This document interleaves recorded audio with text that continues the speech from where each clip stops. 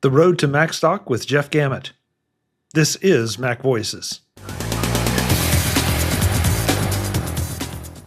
MacVoices is supported by MacVoices Magazine, our free magazine on Flipboard and on the web. Want to cut through all the noise and find out what you can do with your Apple gear? MacVoices Magazine focuses on just that, aggregating the best how-to articles and information. Get it by searching for MacVoices in the Flipboard app or visiting macvoices.com/magazine.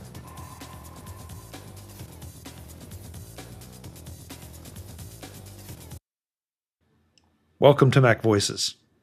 This is the talk of the Apple community, and I'm Chuck Joyner. Folks, this is most likely our last Road to Macstock interview because this is Macstock Week.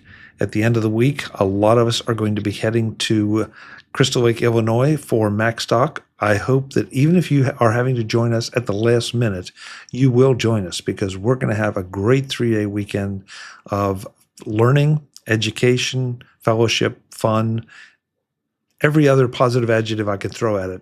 You're going to do it. So some might argue that we've saved the best for last, and some might just say that the scheduling kind of works out this way. But no matter how you look at it, Jeff Gamet is here. Jeff, it's great to have you. I'm glad we finally were able to get together. Chuck, I'm glad we finally made it work out too. And it's been a crazy busy time leading up to Macstock. So, well, first, the fact that you've been able to connect with all the speakers, including me, is a monumental task. And the fact that we were able to get our schedules to align so we could do this, an even more monumental task. So, go Team MacVoices. Exactly. So you heard the intro. You know you've done this, I don't know how many times in the past. We are going to ask you what you're going to be talking about at Macstock. We don't want you to give the presentation here. We just want you to tell us why we should be excited about it, maybe what we can learn, and then we'll try to clarify any questions around it. So take it away, Jeff. What are you going to be educating us on? Actually, Chuck, I was hoping you'd be able to tell me because, we're all busy, but fine. I'll figure it out. Do you want me to concoct a session for you? No. Yes, I do. No, actually, I'm going to be talking about ways that you can improve your online privacy and security. And that's kind of a big area. But what I plan to do is break it down into like different categories, and to do it in a way where it's not just like all techno babble. We're not going to use words that go over people's heads, and I say that. And it sounds almost like I'm being patronizing. Like I don't expect everyone in the room to understand what I'm saying. And, I better just help you through this. And don't you worry, your pretty little heads. And while everyone will have pretty heads, my objective here is to make this approachable and as simple for everyone to follow as possible. So that's the idea. And there's a lot that we can talk about.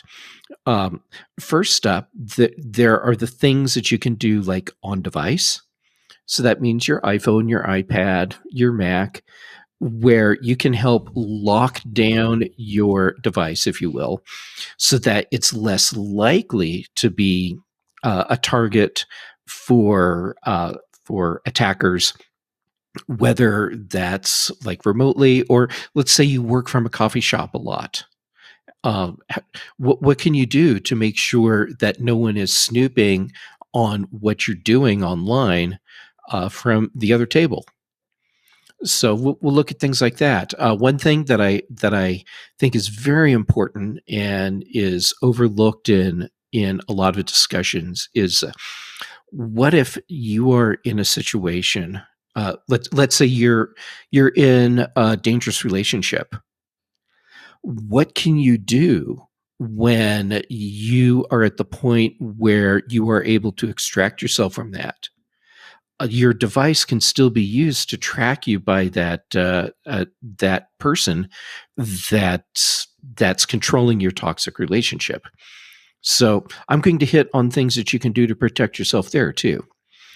And then we have other things like, how can you help limit your risk when you're doing online transactions? Like you go to a website because you found some cool new T-shirt. Maybe it says Chuck rocks. I'm a MacVoices Live fan. Whatever. By the way, I think that would sell a lot. But you want to make sure that your personal information and your credit card are as safe as they can be. Now, granted, data breaches happen, and it's not possible to avoid having information stolen at some point. So let's find ways to minimize the risk that goes along with that. Then there's also, how do you enhance your online privacy and limit the tracking that websites do? And we're also going to get into the potentially controversial area of, how do you deal with online ads? And I say that's controversial because there's the side that most people see, which is there's so many ads, they're so obtrusive that it actually either hobbles or horribly restricts my ability to actually see the content that I'm trying to see. Versus if you're an online content creator and ads are the way that you generate your revenue, should you be blocking those ads? So we'll get into that, and ways to limit the obtrusiveness of those ads, and to limit the way that you are tracked online. And I'm going to make it easy. Thank you. I'm especially impressed by the way you started out by saying, and we're not going to use the terms or words that go over people's heads, because I do think that we have so many privacy and security conversations right now that people's eyes almost glaze over when you start. And if they don't, if it's not when you start, it's about 30 seconds in, because we all do it that are really interested and are technology oriented. We fall into that trap of using the big words and saying, well, you got to do this, you got to do that. And so if you can break it down and simplify it into some of those categories, I think that's going to be extremely useful. And also kind of crazy. Okay, Chuck, I actually had to take a look at the things that I'm talking about and look and find the places where the tech terms come in. And I think I've narrowed it down to just a couple words that I have to use, that at least one of them pretty much everyone's familiar with. And the other one, they don't realize they're familiar with it, but they are. And that's HTTPS, which is what you put at the beginning of a URL when you type it, and DNS, which means domain name server. And that's the thing that when you type MacVoicesLive.com or MacVoices.com, the DNS, the domain name server, figures out what the actual address is for that name so that you see the correct website. There we go. We have hit both of the technical terms that I'll need to use in my presentation. So for everyone that's seeing this before Macstock, you've already gone through your primer. You're welcome. Okay, that's fair, and you're right. And I know that there are going to be people already who are going to say, "Oh my God, oh my God," but those are two very simple things to start to understand, and especially I know you'll go into a little more explanation of those during the session, but yeah, and yet it's not by any means everything you need to be aware of. Jeff, listen, this is sort of on topic and sort of off, and I don't think it infringes on yours, but and I will confess that I was one of those people in the grand scheme of things not that long ago that was not super concerned about my privacy as my online privacy, because I wasn't doing anything that I was, it's not like I was inciting to riot anywhere or, planning any nefarious activities. Must have been a slow week for you. Well, thank you, Jim. But I did not understand how my information was being used, and in some case borderline weaponized against me or weaponized against others. And so I feel like that's something that people need to come to understand, even if you are naive like I was and think that, well, I don't do anything bad. I just go and read the news and that kind of thing. That even that simple act is giving someone else information that can potentially used, maybe not exactly against you as in threatening your life, but still can be used against you. Yeah, that's a thing. And Chuck, the way that you were looking at it previously, where your attitude was, I'm not doing anything wrong. I'm not doing anything bad. What's the big deal? That's really common.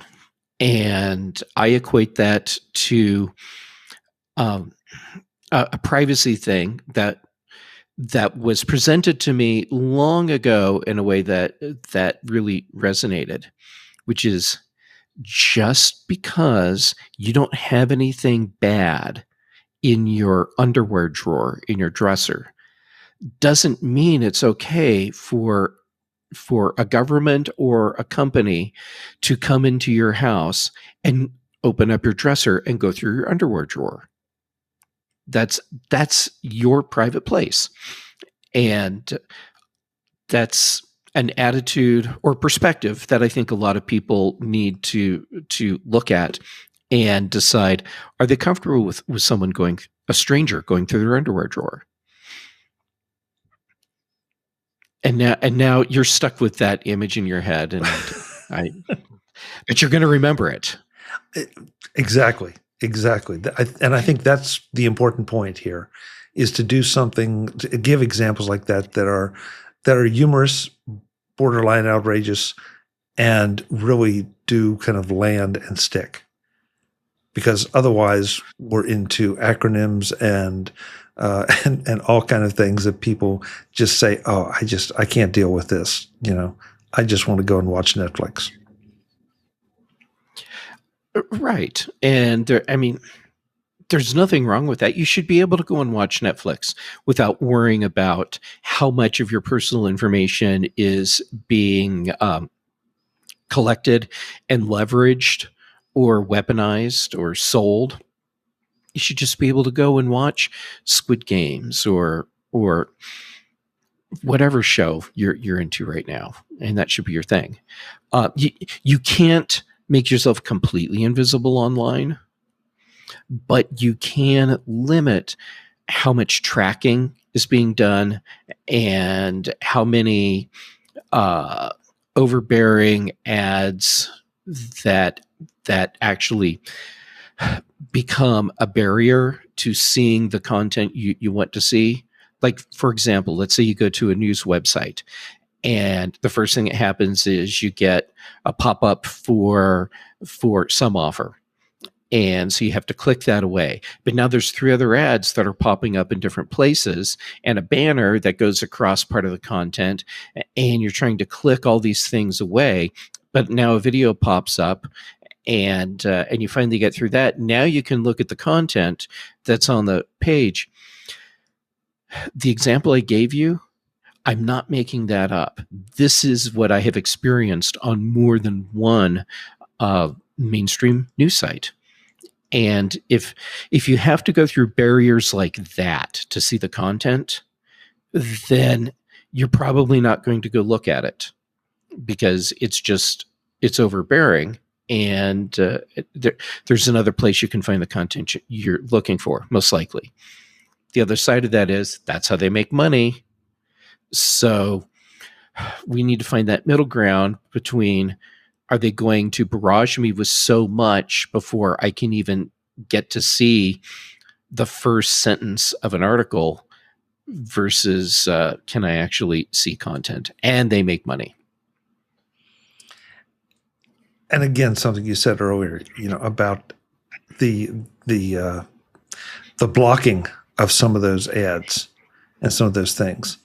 And, what does that do for the people that are running a website and trying to make money off that website? Because obviously it costs money to keep websites up, and it costs, and if someone's in business, then they're in business to sell their product. And I, so we get into a question here of how much is too much, and when does it really invade your privacy and security because they're trying so hard to get their message through? And when does it? I mean, when does it become a detriment? But more important, in for this discussion, when does it become a detriment to you as the end user? Right, and don't forget, these ads are primarily coming from companies that sell ad placements. So they have their own tracking system in place. So whatever the website wants to do to track your activity, like maybe they want to do something legitimate, like see which web page they have that you landed on first. How much time did you spend reading an article? Did you read the whole thing? Did you click through to another article? Did you do a search to find what you're looking for? What did you search for? Those are things that to me seem legit for a website to follow on their own website, because it helps them know what type of content people are looking for and whether or not they can actually find what they need. The other part of the tracking that comes along with ads in many cases is, what other websites are you going to? What kind of computer do you have? What apps do you have installed? What's your email address, even though I don't want to give it to you? What other personal information can I gather about you without your knowledge directly from your computer or from all the other websites that I'm now following you to see what you're doing there? I don't want those companies doing that. So how can I minimize that?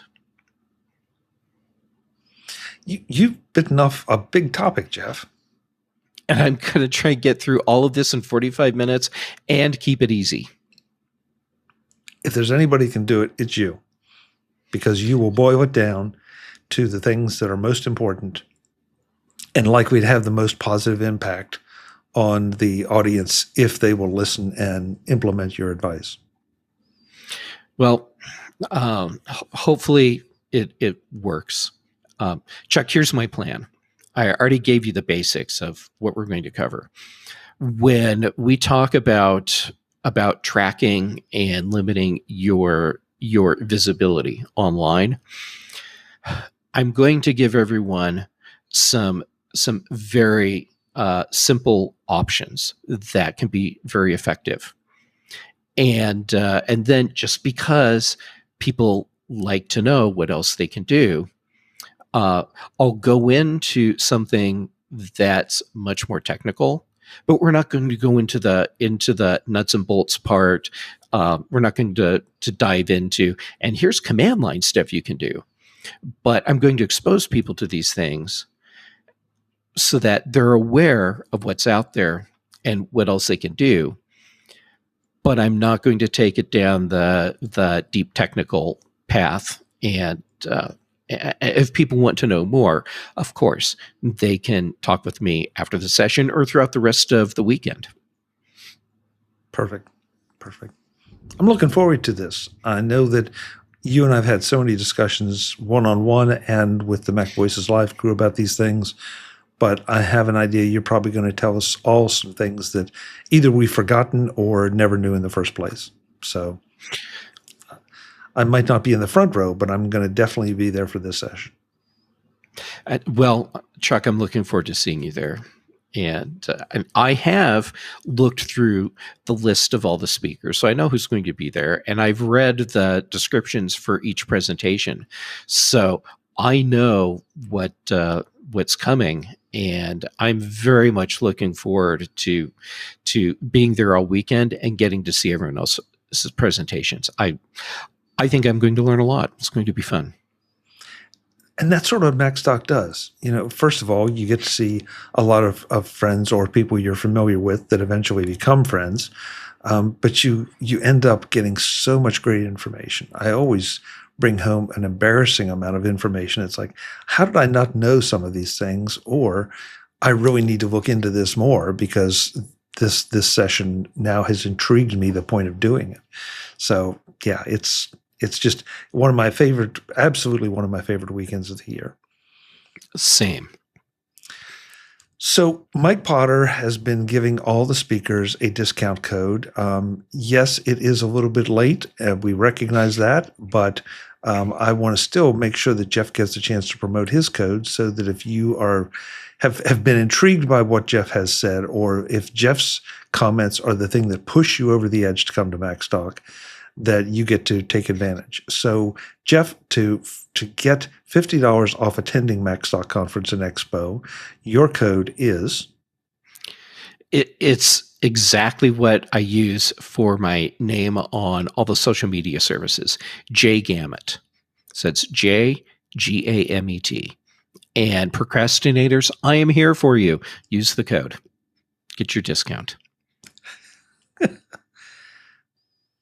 So, MacstockConferenceandExpo.com, J Gamet will get you $50 off, $50 off attending. You can't stack that with the other speaker codes. It doesn't work that way, but if you want a straight $50 off, that will get you there, and that will buy you at least drinks at the bar or maybe a dinner or two. But come and join us. We are going to have a ball, I promise you. And if you haven't listened to all the other Road to Macstock sessions or that we've done here on MacVoices, please go back and do so now. It's an amazing amount of information. I'm all tongue-tied because it's so exciting. An amazing amount of information and some amazing people that are going to be presenting it. So go for it. Jeff, I will see you in just a few short days. Yes, and Chuck, I am absolutely looking forward to it. Hanging out with you is always just a special treat. Well, I appreciate it. I feel the same, and hanging out with all the other folks that are going to be there makes it even better. Folks, I'm Chuck Joyner. This is the Road to Macstock. This is the end of the Road to Macstock because we're going to Macstock. We hope to see you there. As always, thanks for watching. Visit MacVoices.com for show notes and to connect with Chuck on social media. Get involved in our Facebook group or like our Facebook page, and get more out of your Apple tech with MacVoices Magazine, free on Flipboard and on the web. And if you find value in it all, consider supporting us through either our Patreon campaign at patreon.com/MacVoices, or by making a one-time donation via the PayPal link on our front page and in the show notes of each episode. You will join these fine people who help bring you MacVoices.